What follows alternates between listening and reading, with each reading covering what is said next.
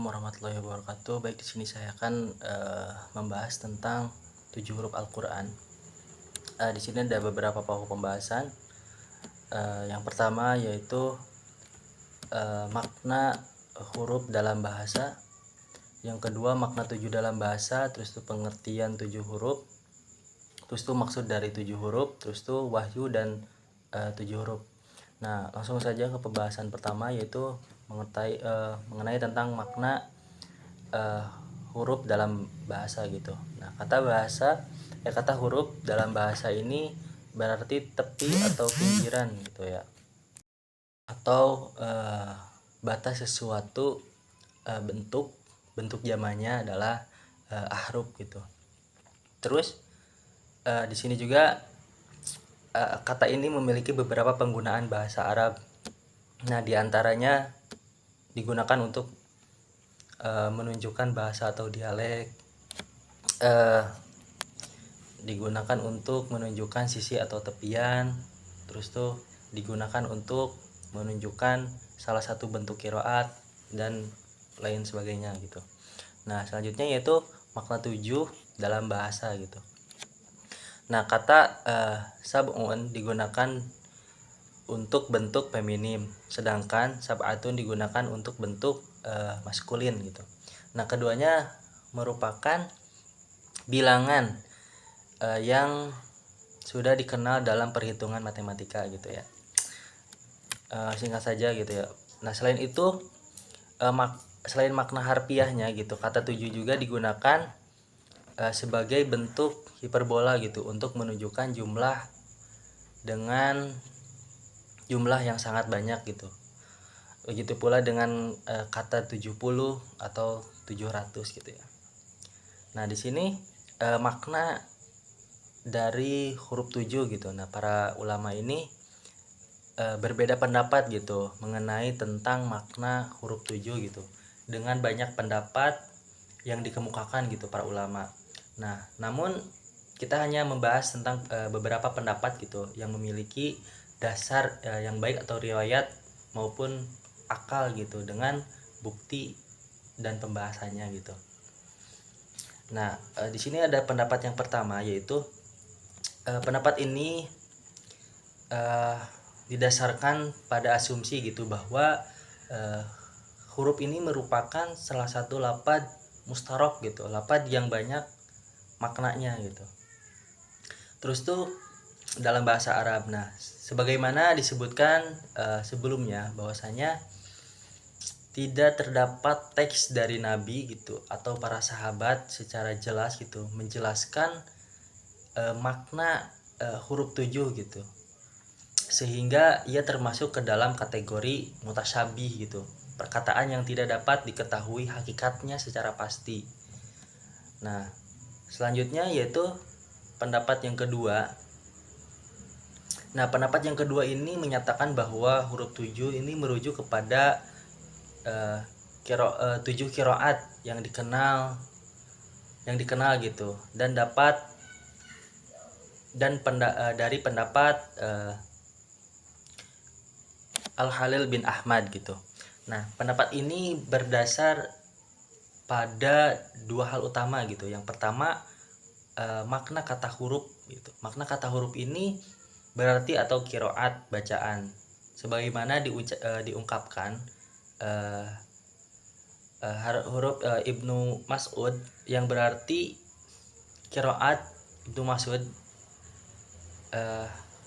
Jika suatu kata dalam Al-Qur'an dapat dibaca gitu lebih dari satu cara, maka setiap cara bacaan tersebut sebagaimana huruf atau qiraat gitu bacaan. Nah, pendapat yang kedua yaitu kodifikasi oleh Abu Bakar bin Mujahid gitu.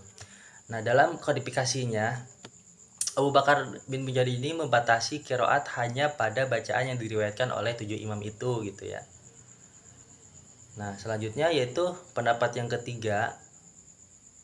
Nah, pendapat ini menyebabkan pengabaian qiraat dari para imam qiraat lainnya gitu. yang lebih unggul gitu dalam kedudukan dan keilmuan. Nah, jika qiraat 7 dianggap sebagai salah satunya yang dimaksud dengan 7 huruf, nah maka ini berarti seluruh bacaan di luar qiraat 7 gitu bukan bagian dari Al-Qur'an gitu, meskipun itu tuh sahih dan sesuai dengan rasam mushaf gitu, serta mengandung anggapan keliru gitu bahwa setiap huruf hanya memiliki 2 riwayat bacaan gitu yang tidak memiliki dasar yang kuat gitu. Nah, pendapat yang selanjutnya yaitu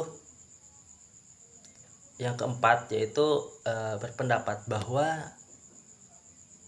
yang dimaksud dengan 7 huruf adalah perbedaan dari lafaz tetapi memiliki makna yang sama gitu, dan perbedaan ini merujuk kepada 7 dialek dari bahasa Arab.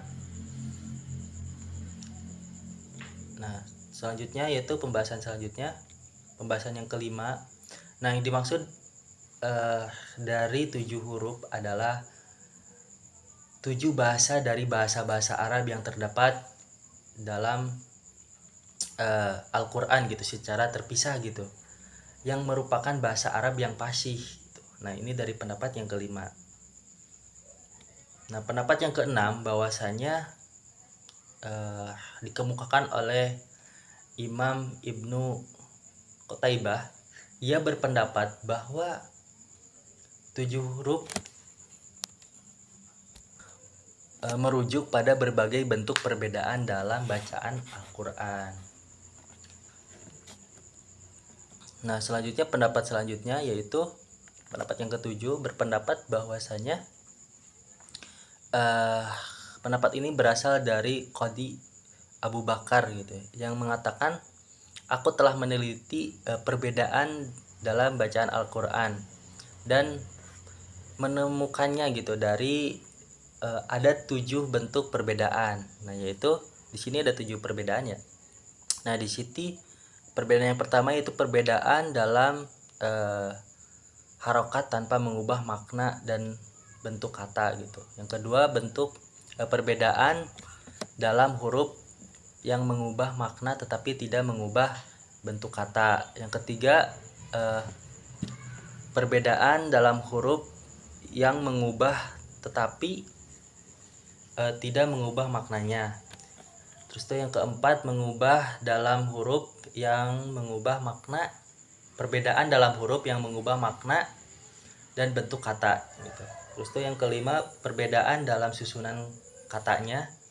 Terus tuh yang keenam, perbedaan dari urutan kata dapat memengaruhi struktur dan makna dalam bacaan Al-Quran. Terus tuh yang terakhir yaitu perbedaan dalam tambahan dan pengurangan katanya. Nah, terus tuh yang kedelapan, di sini pendapat ini dikemukakan oleh Imam Ibnu Al-Jazari. Nah, di sini mengatakan bahwasanya seluruh qiraat baik yang sahih, valid atau jarang atau dan doib gitu, yang doib maupun yang tertolak gitu, saya mendapat bahwa semua perbedaan ini kembali kepada 7 jenis perbedaan gitu. Nah, selanjutnya yaitu pendapat ke-9. Nah, pendapat ke-9 ini dikemukakan oleh Ibnu Abu Fadil gitu, Abu Fadil. Menurutnya perbedaan dalam bacaan Al-Quran ini tidak keluar dari 7 bentuk utama, diantaranya dari bentuk kata benda gitu ya. Terus itu dari kata dalam bentuk, perbedaan dalam bentuk konjungsinya gitu, kata kerja, perbedaan dalam bentuk aspek i'rabnya, itu dalam bentuk penambahan dan pengurangan hurufnya, dan lain-lain dan sebagainya.